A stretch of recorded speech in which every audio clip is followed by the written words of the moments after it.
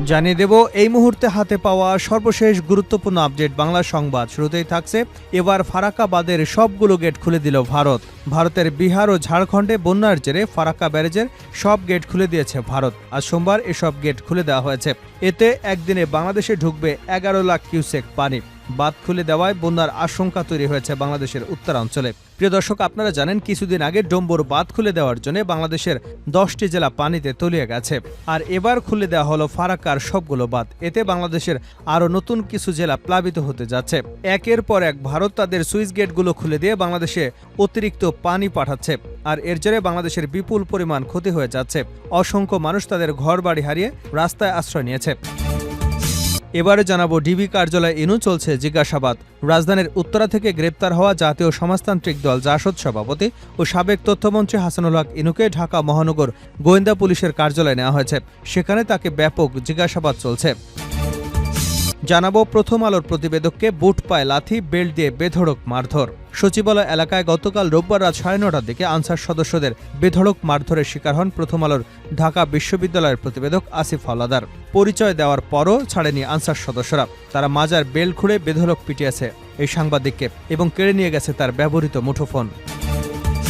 জানিয়ে দেব হৃদয় বিদারক সংবাদ। চিঠি লিখে ভেলায় ভাসিয়ে দিলেন বাবার লাশ। প্রিয় মানুষ মারা যাবার পর আত্মীয় স্বজনের প্রথম চাওয়া থাকে মৃত মানুষটির কবরের যেন শেষ চিহ্ন থাকে, ভবিষ্যতে যেন প্রিয় মানুষটির কবরে অন্তত জিয়ারত করা যায়। কিন্তু মাটির অভাবে সে মানুষকে কবর দিতে না পেরে কলা গাছের ভেলায় ভাসিয়ে দেওয়া যে কি কষ্ট তা ভোলার মতো নয়। এমনই এক হৃদয় বিদারক ঘটনা ঘটেছে ফেনী সদর উপজেলার মোটবি ইউনিয়নের 700 গ্রামের বাসিন্দা আলিমুল্লার পরিবারের সঙ্গে।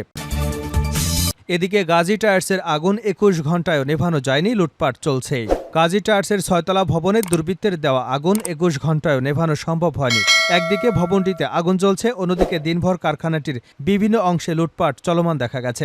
রোববার 9টার দিকে কারখানাটিতে আগুন দেওয়া হয়। এর আগে দুপুর থেকেই চলে লুটপাট। সোমবার বিকেলেও কারখানার মূল চত্বরের বাইরের অংশে লুটপাট অব্যাহত দেখা গেছে। এবং সর্বশেষ জানাবো আন্তর্জাতিক সংবাদ। অজ্ঞাতনামা ড্রোনের হামলায় বিভ্রান্ত ইসরায়েলি বাহিনী।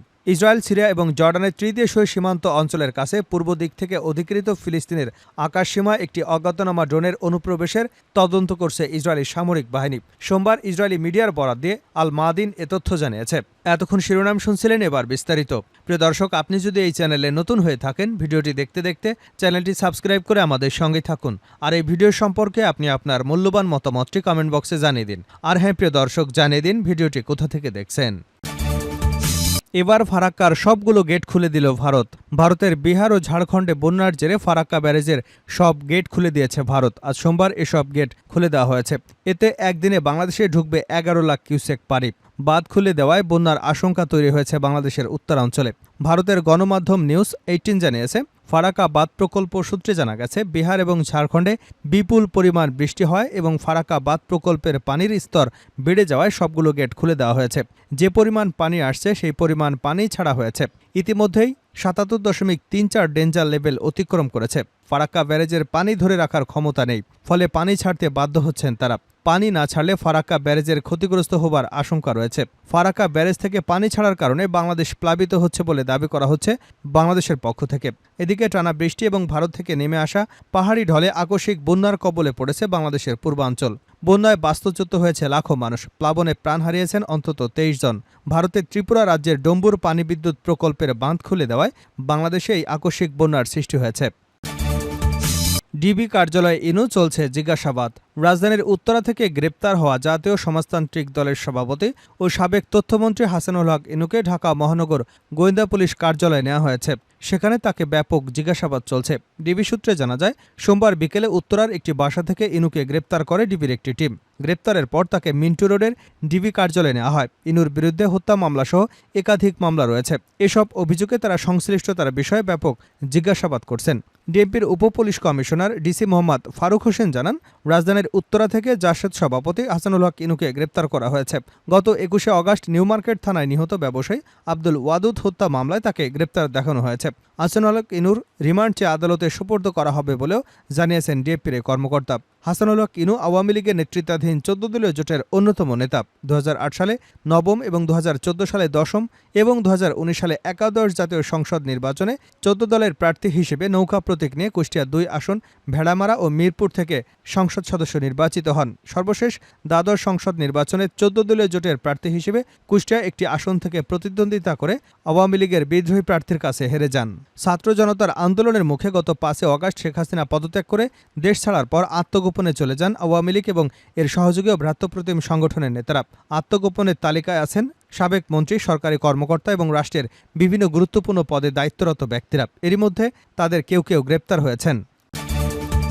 প্রথম আলোর প্রতিবেদককে বুট পায়ে লাথি, বেল্ট দিয়ে বেধড়ক মারধর। সচিবালয় এলাকায় গতকাল রোববার রাত 9:30টার দিকে আনসার সদস্যদের বেধড়ক মারধরের শিকার হন প্রথম আলোর ঢাকা বিশ্ববিদ্যালয়ের প্রতিবেদক আসিফ হাওলাদার। চাকুরি জাতীয়করণের দাবিতে গতকাল দিনভর সচিবালয় ঘেরাও করার পর রাতে বৈষম্যবিরোধী ছাত্র আন্দোলনের শিক্ষার্থীদের সঙ্গে সংঘর্ষে জড়ান আনসার সদস্যরা।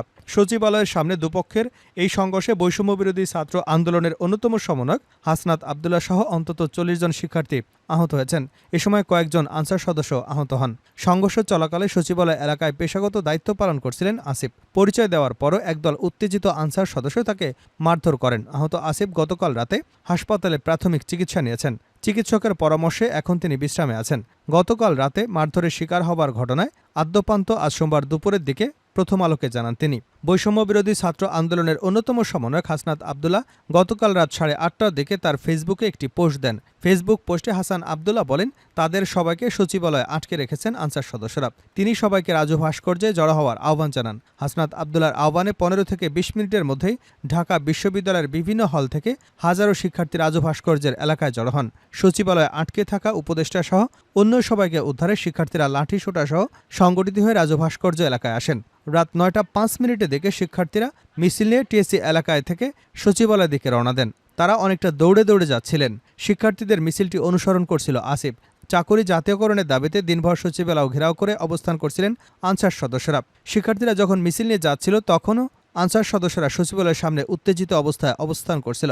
আনসার সদস্যরা শিক্ষাভবন থেকে 0 পয়েন্টে সড়কে ছিলেন। শিক্ষার্থীদের মিছিলটি দোয়েল চত্বর হয়ে শিক্ষাভবন পেরিয়ে সচিবালয়ের দিকে যাচ্ছিল।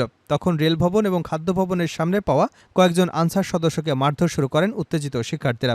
এ সময় অন্য শিক্ষার্থীরা নিবৃত্ত করেন। পরে শিক্ষার্থীদের মিছিলটি সচিবালয়ের দিকে এগোতে থাকে। আর এসব ঘটনার দৃশ্য ধারণ করার জন্য পকেট থেকে স্মার্টফোন বের করতে একদল আনসার সদস্য আসিফকে ধাওয়া দেন। তিনি সাংবাদিক বলে নিজের পরিচয় দেন। আনসার সদস্যরা তার কোনো কথাই শুনছিলেন না। অন্তত 10 থেকে 15 জন আনসার সদস্য একজোট হয়ে আসিফকে কিল ঘুষি, লাথি মারতে থাকেন। বেদম মারধরে আসিফ সড়কে পড়ে যান। এ সময় বুট পায়ে থাকা আনসার সদস্যরা তাকে লাথি মারতে থাকে। কোনো কোনো আনসার সদস্য তাদের কোমরে থাকা বেল্ট খুলে আসিফকে পেটাতে থাকে। এক পর্যায়ে তারা ক্লান্ত হয়ে তারপরে থামেন।